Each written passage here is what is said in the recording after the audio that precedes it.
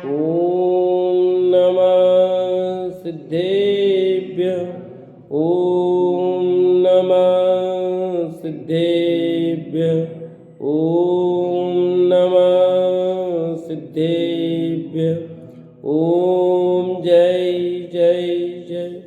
नमोस्तु नमोस्तु नमोस्तु। नमो अर्यन्ताणं नमो सिद्धाणं नमो ऐरियाणं नमो वज्रायाणं नमो लोये सवसाणं। मंगलम भगवान वीरो मंगलम गौतमो गणी मंगलम कुंद कुंदारो जैन धर्मोस्तु मंगलम। जम जस जम्मि देशे जैन विहाणेन जम्मि कालम्मि नादं जिनेन नियदं जम्मं वा मरणं वा तमतस्स तम्मि देशे तेन विहाणेन तम्मि कालम्मि कोशक दिवारेदुम् इंदो वा तजिनिंदो वा। एवं जो निश्चेदो जानदिदवाणि सवपजाय सो सदिट्ठि शुद्धो जो संकदिशो को दिट्ठि। बोलिए जिनवाणी मात की जय। बोलिए सती मात की जय। सला का पूर्वार्ध भाग अपना चल रहा है पंडित रतन चंद जी भाई विरचित। और अपन ने कल 6 कालों की चर्चा प्रारंभ की थी। उसमें दूसरे काल की बात हुई थी कि दूसरा काल का नाम सुषमा काल है, जिसमें 3 कोड़ा कोड़ी सागर का काल है। मनुष्यों की आयु इसमें लिखा 3 पल्ले 2 पल्ले होती है, पर उसका शरीर 4000 जोरों ऊंचा होता था। अब तीसरा सुषमा दुष्मा नाम का काल यथाक्रम से प्रवृत्त हुआ। तीसरा जो काल है उसका क्या नाम है? सुखमा दुखमा। उसकी स्थिति 2 कोड़ा कोड़ी सागर की थी। पहले में 3 थी, दूसरे में और तीसरे में आ गई 2 कोड़ा कोड़ी। उसी समय इस भरत क्षेत्र में मनुष्यों की स्थिति 1 पल्ले की थी। क्रम हो गया 4 पल्ले 2 पल्ले और 1 पल्ले की। उनके शरीर 1 कोस ऊंचे थे।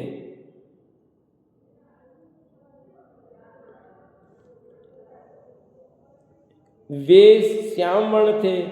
एक दिन के अंतर से आंवले के बराबर भोजन ग्रहण करते थे।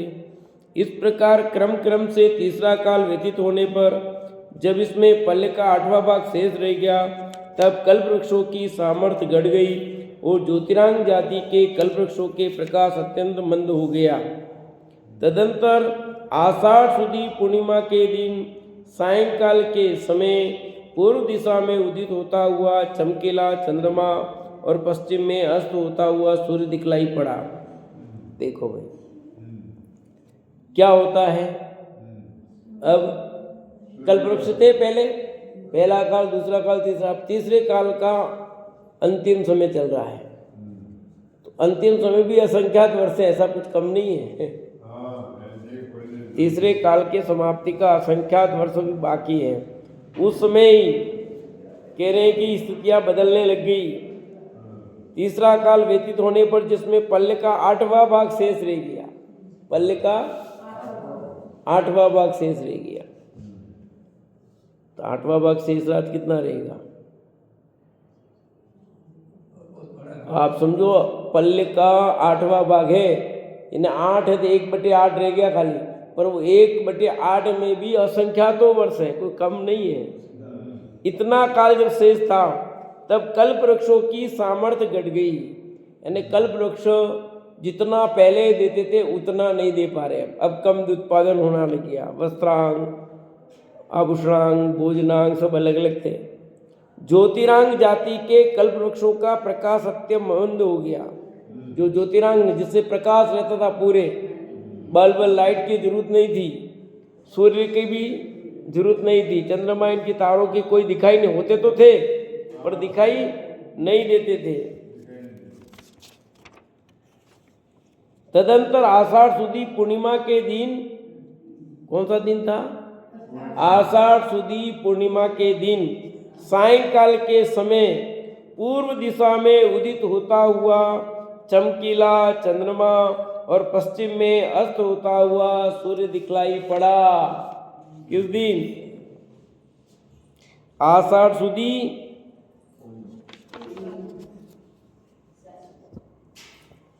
सुदी पूर्णिमा के दिन, यानी सबसे पहले सूर्य था तो सही पर दिखाई नहीं देता, उस दिन दिखाई देने लगा। आषाढ़ सुदी पूर्णिमा के दिन सायंकाल के समय पूर्व दिशा में उदित होता हुआ चमकीला चंद्रमा और पश्चिम में अस्त होता सूर्य दिखलाई पड़ा। चंद्रमा लिखा ना, चंद्रमा उदित होता हुआ लिखा है और पश्चिम में अस्त होता हुआ चंद्रमा लिखा, गलत कहाँ? बराबर है। सूर्य तो अस्त होता हुआ दिख रहा है और चंद्रमा उदित होता हुआ का है, ऐसा। पूर्व दिशा में उदित होता हुआ चमकीला चंद्रमा और पश्चिम में अस्त होता हुआ सूर्य दिखलाई दिया, ऐसा लिखा है। उस समय वहां प्रतिश्रुति नाम के प्रसिद्ध कुलकर विद्यमान थे, जो कि सबसे अधिक तेजस्वी थे। उनकी आयु पल्ल के 10वें भाग के बराबर और ऊंचाई 1800 धनुष थी। पहले कभी नहीं देखे गए सूर्य व चंद्रमा को देखकर भयभीत हुए भोगभूमिज मनुष्यों का स्वरूप निम्न प्रकार बताकर निर्भय किया। उन्होंने कहा, क्या कहा? कहाँ गए पहले सब? वो कुलकर के पास गए। उन्होंने कहा, हे भद्र पुरुषो, तुम्हें जो ये दिख रहे हैं वे सूर्य चंद्रमा नाम के ग्रह हैं। ये उदित हो रहा वो चंद्रमा, इधर अस्त हो रहा वो सूर्य है। ये महाकांति के धारक हैं, आकाश में सर्वदा घूमते रहते हैं।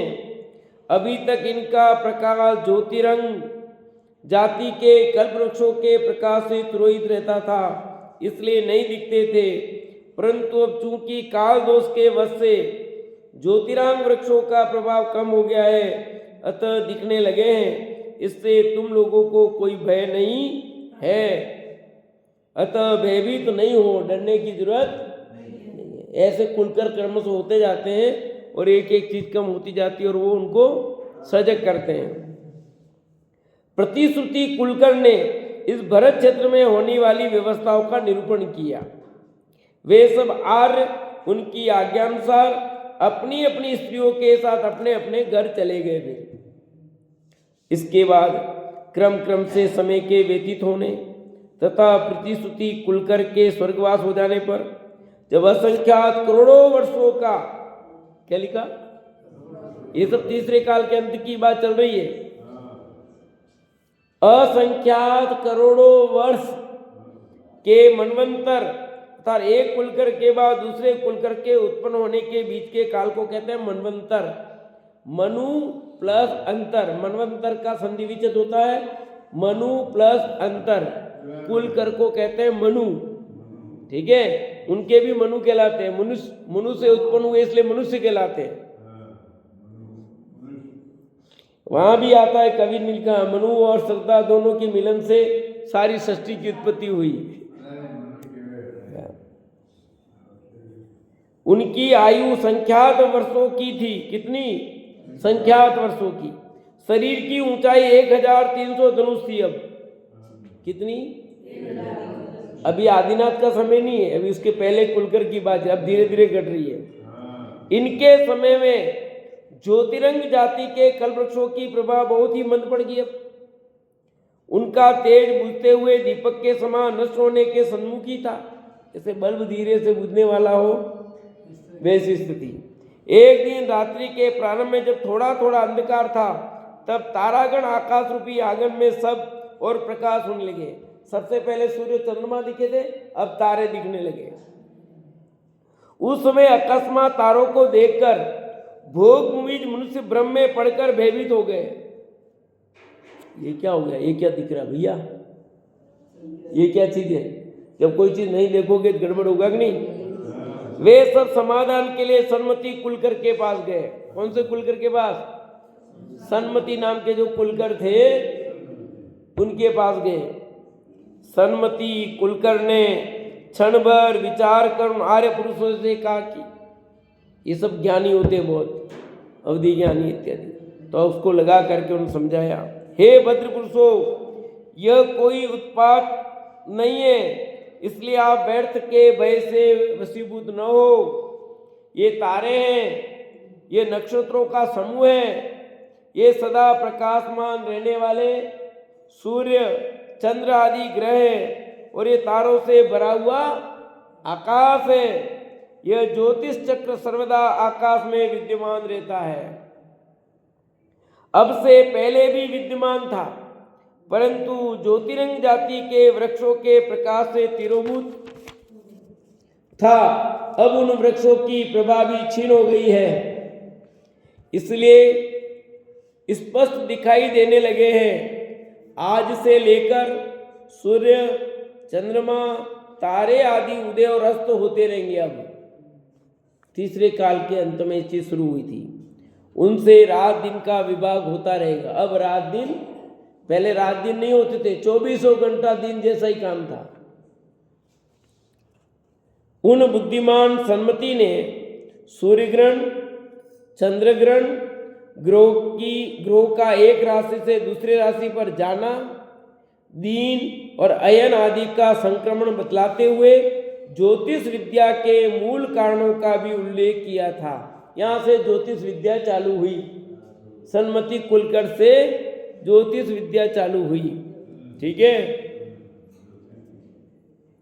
तो ज्योतिष है, नहीं ऐसा नहीं। वे आर्य लोग भी उनके वचन सुनकर शीघ्र ही भय रहित हो गए और पूजा करके अपने अपने स्थानों पर चले गए। इसके बाद असंख्यात करोड़ वर्ष का अंतराल काल, फिर क्या कहा?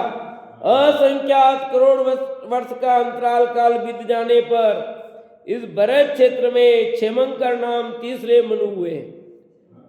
पहले कुलकर थे, उनमें क्या आया था? सूर्य और चंद्रमा। दूसरे में तारे नक्षत्र आ गए। अब तीसरा कुलकर आए, क्या होता है? क्षेमंकर तीसरे कुलकर हुए।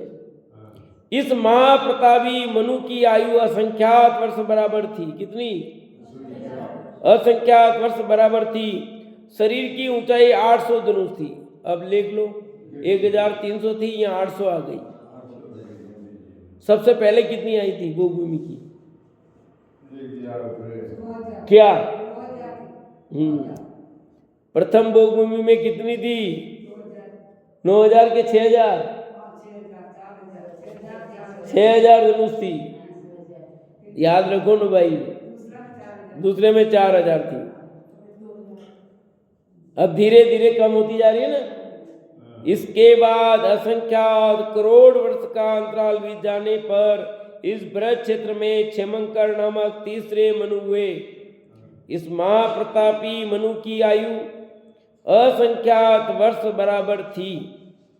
शरीर की ऊंचाई 800 धनुष थी। पहले जो पशु सिंह, व्याघ्र आदि अत्यंत भद्र परिणामी थे, जिनका लालन पालन प्रजा अपने हाथ से ही किया करती थी, अब तीसरे कुलकर क्षेमंकर के समय विकार को प्राप्त होने लगे, मुंह फाड़ने लगे और भयंकर शब्द करने लगे। कौन? सिंह, व्याघ्र आदि। पहले नहीं करते थे, सब शांत परिणामी थे। उनकी इस भयंकर गर्जना से मिले हुए विकार भाव को देखकर प्रजाजन डरने लगे। बिना किसी आश्रय के निश्चल बैठे हुए क्षेमंकर कुलकर मनु के पास जाकर उनसे पूछने लगे, हे देव, सिंह, व्याघ्र आदि जो पशु पहले बड़े शांत थे, जो अत्यंत स्वादिष्ट घास खाकर और तालाबों के रसायन के समान रसीला पानी पीकर पुष्ट हुए थे, जिन्हें हम लोग अपनी गोदी में बैठाकर अपने हाथों से खिलाते थे,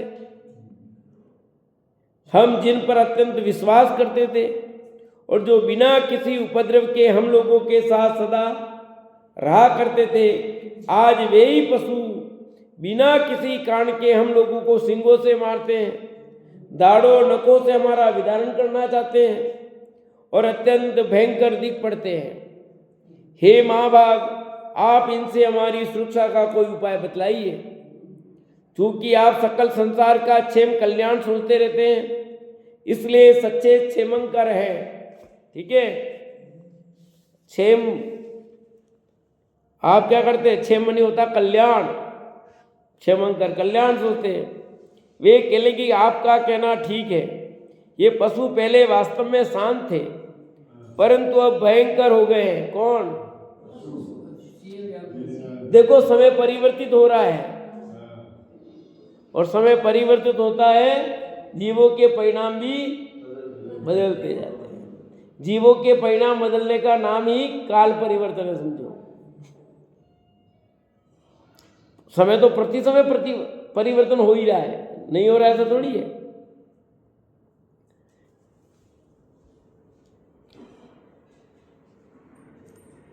इसलिए इन्हें छोड़ देना चाहिए। ये काल के दोष से विकार को प्राप्त हुए। कौन? पशु। अब इनका विश्वास नहीं करना चाहिए। यदि तुम इनकी उपेक्षा करोगे तो ये अवश्य ही बाधा करेंगे। क्षेमंकर के उक्त वचन सुनकर उन लोगों ने सींग वाले और दाढ़ वाले दुष्ट पशुओं के साथ छोड़ दिया, केवल निरुपद्री गाय भैंस आदि पशुओं के साथ रहने लगे। क्रम क्रम से समय बीतने पर क्षेमंकर मनु की आयु पूर्ण हो गई। इसके असंख्यात करोड़ वर्ष बाद चौथे क्षेमंदर कुलकर हुए। कौन हुए? पहले कुलकर में क्या हुआ था? दूसरे कुलकर में क्या हुआ? तारे दिखे। तीसरे कुलकर में क्या हुआ? पशु। आगे विकारी हो गए, पशु विकारी हो गए। अब चौथे क्या हो गए? इनकी आयु असंख्यात वर्ष की थी। चौथे क्षेमंदर, और शरीर की ऊंचाई 775 धनुष थी। उधर 800 थी, इधर 775 हो गई। इसके समय में सिंह व्याघ्र आदि पशु अधिक हिंसक हो गए थे। तब इन्होंने लकड़ी लाठी आदि से उनसे बचने का उपाय प्रजा को बताया। तीसरे वाले नहीं बताया था उपाय लाठी से। अब चौथे में ज्यादा उग्र हो गए ना, तो लाठी आदि से बचने का उपाय बता दिया। लकड़ी लाठी से बचो भाई, रखो अपने पास। फिर तदंतर असंख्यात करोड़ वर्ष बीतने पर पांचवें सीमंकर कुलकर हुए। क्षेमंकर, क्षेमंदर और सीमंकर। इनकी आयु कमल प्रमाण असंख्यात वर्ष की थी। इनकी शरीर की ऊंचाई 750 धनुष, 800, 775, 750, 25-25 कम हो रही है। इनके समय में कल्पवृक्षों की संख्या व क्षमता अल्प हो गई बिल्कुल। इस कारण इन्होंने परस्पर के विवादों को मेटने के लिए कल्पवृक्षों की सीमाएं नियुक्त कर दी। ये कल्पवृक्ष इस एरिया के लिए, इसके लिए सीमाएं बांध दी। क्यों? झगड़ा होने लगा, काम माल कम हो गए तो राशन कार्ड यहां से शुरू हो गया, समझ लो। ठीक है, ये राशन कार्ड की प्रणाली यहां शुरू हो गई, समझ लो एक तरह से। इसके बाद असंख्यात वर्ष बाद छठवें सीमंदर कुलकर हुए। उनकी आयु नलिन संख्यात वर्ष प्रमाण थी। शरीर की ऊंचाई 700 धनुष प्रमाण, अब 50 कम हो गए सीधे। इनके समय में कल्पवृक्ष और भी घट गए, फल भी कम देने लग गए। इस कारण प्रजा हाथापाई पर उतरने लगी। माल नहीं मिलेगा क्या करेंगे? तो इन्होंने झाड़ियों की बाढ़ लगाने की विधि बताकर उनका झगड़ों का मिटाया।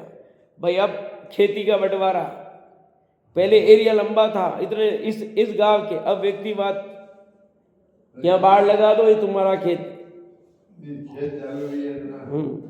असंख्यात करोड़ वर्ष बाद सातवें कुलकर विमलवान हुए। विमल जी, ठीक है। इनकी आयु पदम प्रमाण थी। पदम प्रमाण। शरीर 700 धनुष ऊंचा था। 700 वहां भी 700 ही आया है अभी। इन्होंने हाथी घोड़ा आदि पशुओं की सवारी योग्य बताया। या तो वहां 725 होना चाहिए और यहाँ 700 होना चाहिए। अंकुश आदि से वश में करने का उपाय बताया। इनके असंख्यात करोड़ वर्ष बाद चक्षुष्मान नामक 8वें कुलकर हुए। इनके समय तक माता पिता अपने संतान का मुख नहीं देख पाते थे। अब इनके समय जब माता पिता क्षण भर को संतान का मुख देखने लगे तो उनके लिए एक नई बात होने से प्रजा भयभीत हुई। उनका समाधान इन कुलकर ने किया। कौन सा कुलकर है? 8वें कुलकर। इनके समय तक माता पिता संतान का मुख नहीं देख पाते थे। संतान हुई कि मम्मी पापा मर जाते थे, उनको लालन पालन कुछ करने का टेंशन नहीं था। समझ में आया कि नहीं? अब आप देखो, अब लालन पालन करना तो कितना टेंशन है। बड़े करो, फिर पढ़ाओ लिखाओ, फिर सगाई करो, फिर शादी कराओ, फिर पोता पोती, फिर सीढ़ी चढ़ो, है कि नहीं? सब चढ़ना पड़ेगा कि नहीं? फटाफट एक एक क्रम चलेंगे कि नहीं? अक्सा ये संसार का क्रम आएगा सब धीरे धीरे। अभी यहाँ तक अब संतान का मुख दिखने लगी। क्षण भर संतान का मुख देखने लगे तो उनके लिए नई बात होने से प्रजा भयभीत हुई, क्योंकि बच्चा बच्ची देखते ही नहीं थे। ये कहीं क्यों? उसका समाधान कुलकर ने किया।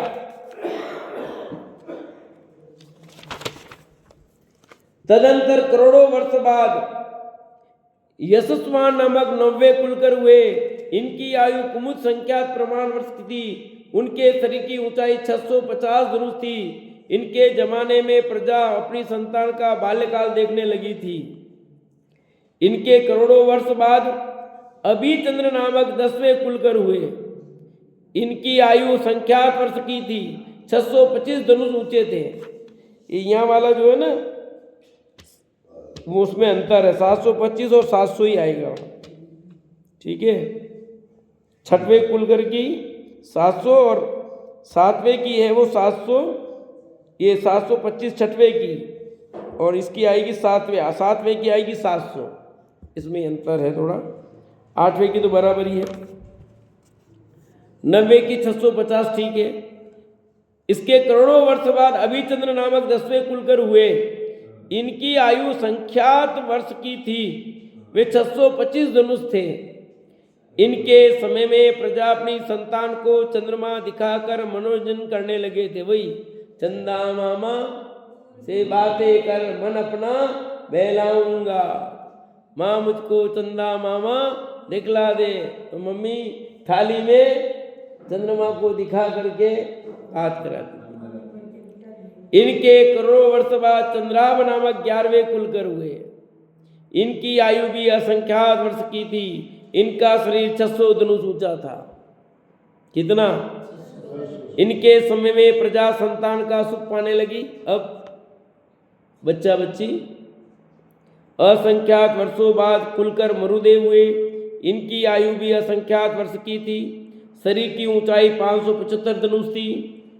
इनके समय में प्रजा संतान के साथ बहुत समय तक रहने लगी। अब धीरे धीरे बढ़ता गया काल। नदी नालों पहाड़ों चढ़ने पार करने का उपाय बताए। फिर इनके समय में यदा कदा बरसात भी होने लगी थी। पहले बरसात का काम नहीं था, सब पानी ऐसे ही व्यवस्था थी। कर्म भूमि का काल निकट आ चला था। इसके बाद कुछ समय बीतने पर 13वें कुलकर सेनजीत हुए। इनकी आयु एक पर्व प्रमाण थी। शरीर की ऊंचाई 550 धनुष थी। इनके समय में बालक जरायुज सहित पैदा होने लगे थे। शरीर की जरायु समझते हो? झिल्ली, शरीर के ऊपर जो झिल्ली होती है उसको कहते हैं। इन्होंने इस नवजात शिशु को झिल्ली फाड़ कर निकालने की विधि बताई। इस प्रकार इसी क्रम में मनाबिरा 14वें कुलकर हुए थे। उन 14 कुलकरों के नाम अब संक्षिप्त जानकारी इस प्रकार है। ठीक है, एक क्रमशः होते गए। 13वें तो हो गए प्रसन्नजीत और 14वें हो गए नाभिराय। अब यहाँ से बच्चा बच्चे अलग अलग हो जाएंगे। अभी तक तो जुड़वा हो रहे थे, वही पति पत्नी थे। अब अलग अलग व्यवस्था चलेगी। पहले प्रतिश्रुति, दूसरे सन्मति, तीसरे क्षेमंकर चौथे क्षेमंधर, पांचवें सीमंकर, छठवें सीमंधर, सातवें विमलवान, आठवें चक्षुष्मान, नौवें यशस्मान, 10वें अभिश्चंद्र, 11वें चंद्राब, 12वें मरुदेव, 13वें प्रसन्नजीत, 14वें नाभिराज। हाँ, 12वें का नाम है मरुदेव। मरुदेव 13वें प्रसेनजीत और 14वें नाभिराज। पहले प्रतिश्रुत ने सूर्य चंद्रमा के देखने से भयभीत हुए मनुष्य को भय दूर किया था। ये समरी आ रही है। तारों से भरे हुए आकाश को देखने से लोगों का जो भय हुआ था उसे सन्मति ने दूर किया। क्षेमंकर ने प्रजा का क्षेम कल्याण का प्रचार किया। क्षेमंदर ने क्षेमकर के द्वारा बताए गए कल्याण मार्ग पर चलने की विधि बतलाई, स्वयं उस मार्ग पर चलकर मार्गदर्शन किया था। सीमंकर ने आर्य पुरुषों की सीमा नियत की थी। सीमंदर ने कल्पवृक्षों की सीमा निश्चित की थी। विमलवान ने हाथी आदि पर सवारी करने का उपदेश दिया था, इसलिए नाम पड़ा विमलवान। ठीक है, सवारी वहां से। सबसे पहले अग्रसर रहने वाले चक्षुष्मान ने पुत्र का मुख देखने की परंपरा चलाई थी, बच्चा बच्ची के मुंह देखने की। किसने चलाई? चक्षुष्मान, इनका नाम पड़ा इसलिए चक्षुष्मान। यशस्वान का सब कोई यशोगान करते थे। अभिचंद्र ने बालकों की चंद्रमा के साथ क्रीड़ा करने का उपदेश दिया। ठीक है, अभिचंद्र ने। चंद्राब के समय पिता माता अपने पुत्रों के साथ कुछ दिनों तक जीवित रहने लगे। मरुदेव के समय माता पिता अपने पुत्रों के साथ बहुत दिनों तक जीवित रहने लगे। समय बढ़ता गया। प्रसेनजीत ने गर्भ के ऊपर रहने वाले जरायु रूपी मल को हटाने का उपदेश दिया था और नाभिराज ने नाभि नाल काटने का उपदेश दिया था। नाभिराज के गर्भ तीर्थंकर ऋषभदेव का जन्म हुआ था। अब यहाँ से बच्चा और बच्ची अलग अलग हो गए। पहले जुड़वा पैदा होते थे और यहाँ से नाल काटना शुरू हो गया, सब अलग अलग की व्यवस्था शुरू हो गई। ये सभी कुलकर महाबुद्धिमान सर्वांग सुंदर थे। सभी कुल इतने सुंदर होते हैं, अत्यंत बलिष्ठ थे। इन्होंने प्रकृति की सभी शोभास्पद वस्तुओं को अपनी शोभा से फीका कर दिया था। कितने कुलकर हुए? 14। इनको मनु कहते हैं। ठीक है। नाभिराज से पूर्व कुलकरों ने जो व्यवस्था लोग को बताई थी, उस सब व्यवस्था को नाभिराज ने संभाल लिया था। उनकी आयु 1 करोड़ पूर्व की थी। किनकी? नाभिराय। किसके पिताजी थे? हाँ, ऋषभदेव के पिताजी नाभिराय। उनकी आयु 1 करोड़ पूर्व की थी। बोलो, इतनी लंबी आयु।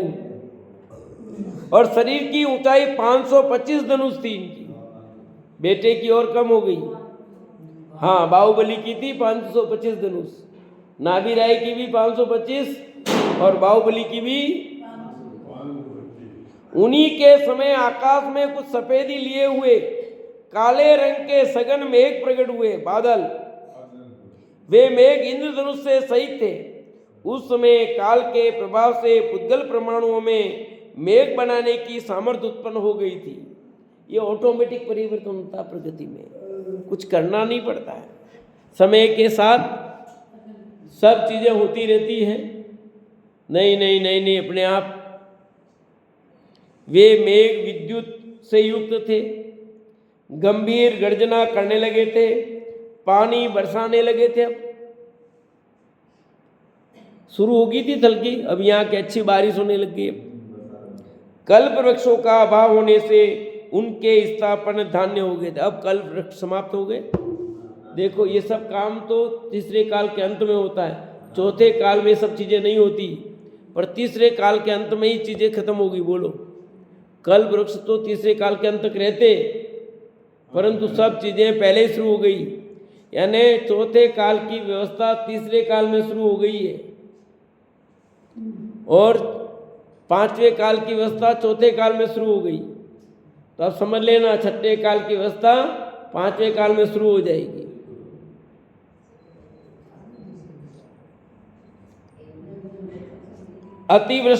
न अतिवृष्टि होती थी, न अनावृष्टि। अतः सभी प्रकार के अन्न भरपूर मात्रा में उत्पन्न होने लगे थे, परंतु उसके उपयोग करने के बारे में सही जानकारी नहीं थी। अनाज खूब पैदा हो रहा था, पर उसका उपयोग कैसे करना, क्या करना, कुछ पता नहीं था। आहार संज्ञा के उदय से लोगों को भूख तो खूब लगने लगी थी अब, क्योंकि पहले तो कम खाते थे, अब धीरे धीरे समय बढ़ गया तो भूख भी। कल्प वृक्ष बिल्कुल नष्ट हो गए थे, खत्म सब। समय के साथ क्या क्या हो जाता है समझ लो आप।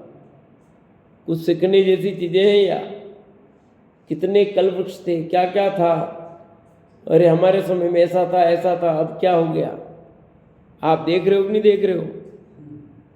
अभी खेती बाड़ी कितनी खत्म होती जा रही है। जब खेती बाड़ी खत्म होगी तो लोग क्या करेंगे? मांस भक्षी तो होंगे। शाकाहार कम होता जा रहा है और मांसाहार बढ़ता जा रहा है कि नहीं बढ़ता जा रहा है? क्यों बढ़ेगा? धीरे धीरे धीरे धीरे ये सब चीज हो रही है, अभी अपन देख रहे हैं। फैक्ट्रियां ये लग रहे हैं, फिर जैनियों की संख्या कितनी कम हो रही है।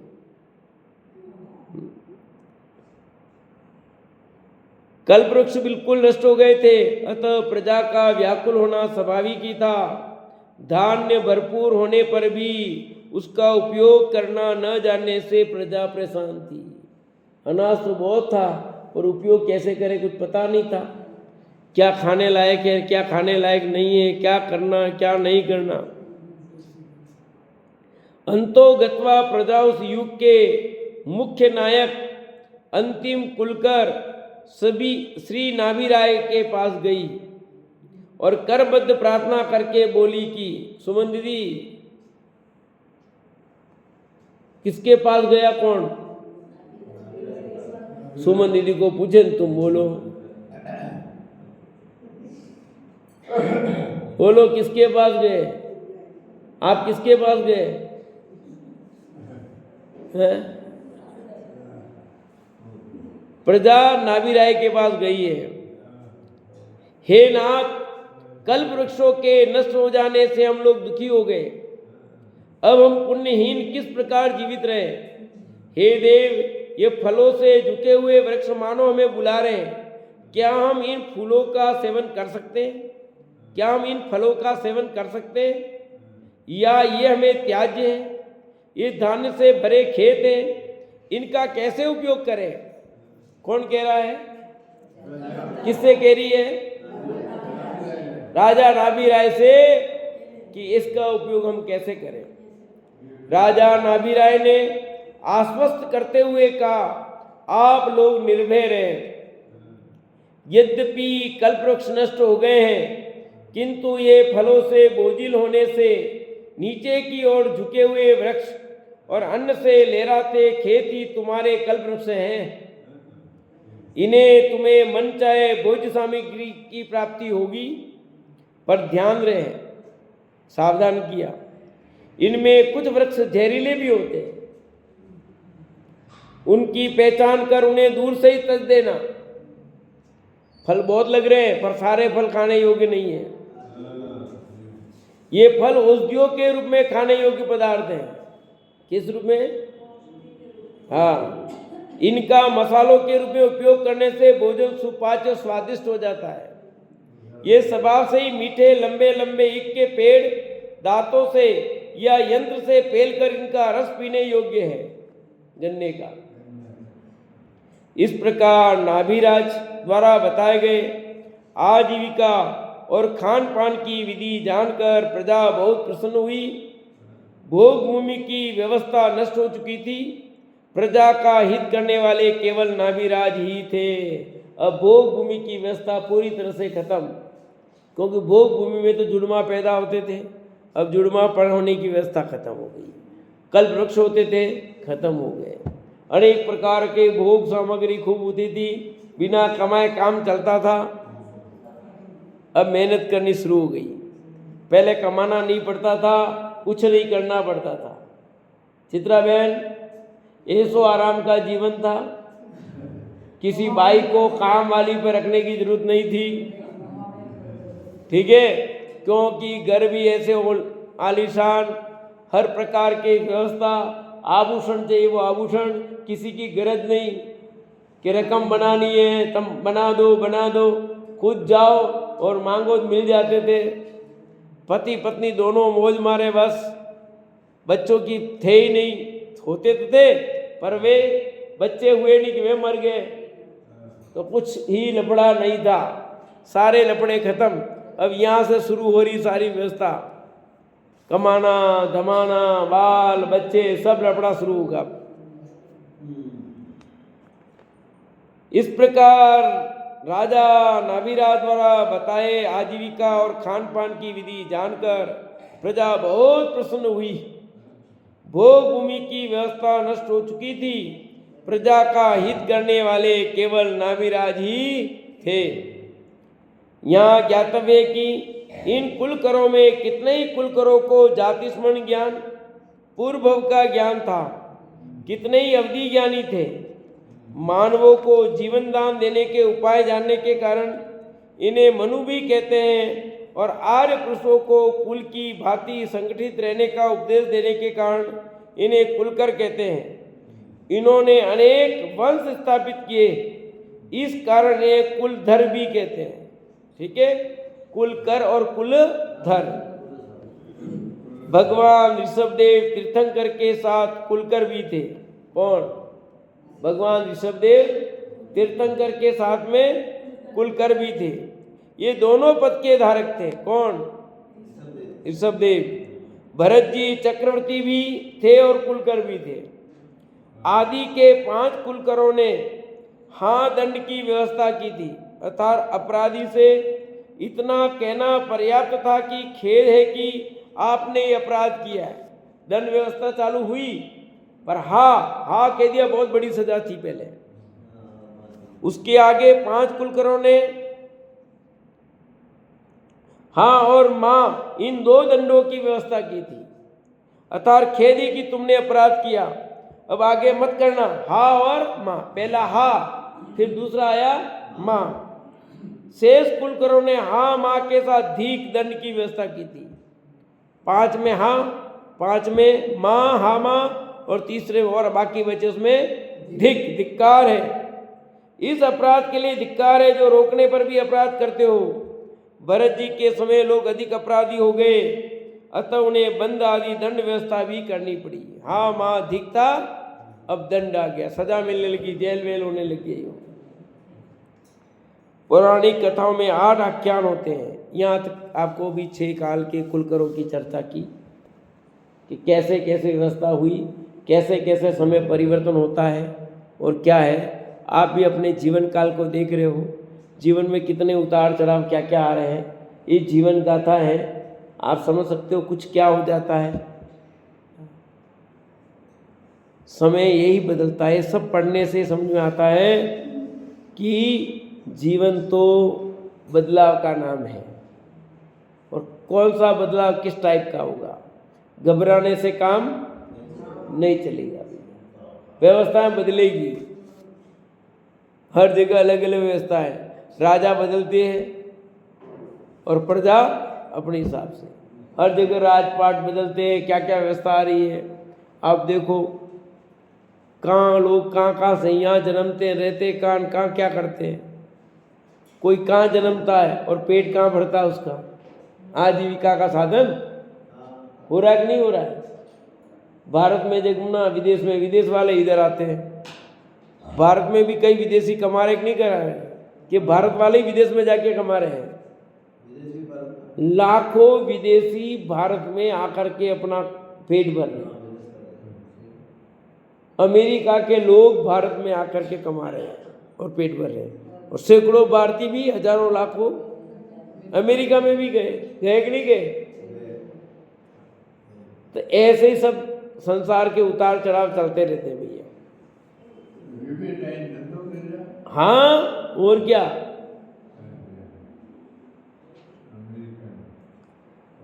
अब पौराणिक कथाओं में 8 आख्यान होते हैं। पौराणिक कथाओं में कितने आख्यान होते हैं?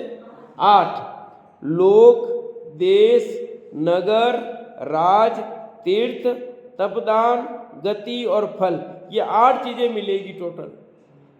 लोक का वर्णन, देश का वर्णन, नगर का वर्णन, राजा का वर्णन, तीर्थ का वर्णन, तपदान का वर्णन, गति का और लास्ट में फल। लोक क्या है, क्षेत्र क्या है, इन सब की चर्चा आगे कल से करेंगे। आज इतनी चर्चा हो गई कि 14 फुलकरों का क्या स्वरूप रहा, कैसे उन्हें जीवन दिया, उसकी ऊपर चर्चा की, से चर्चा आगे चलेगी।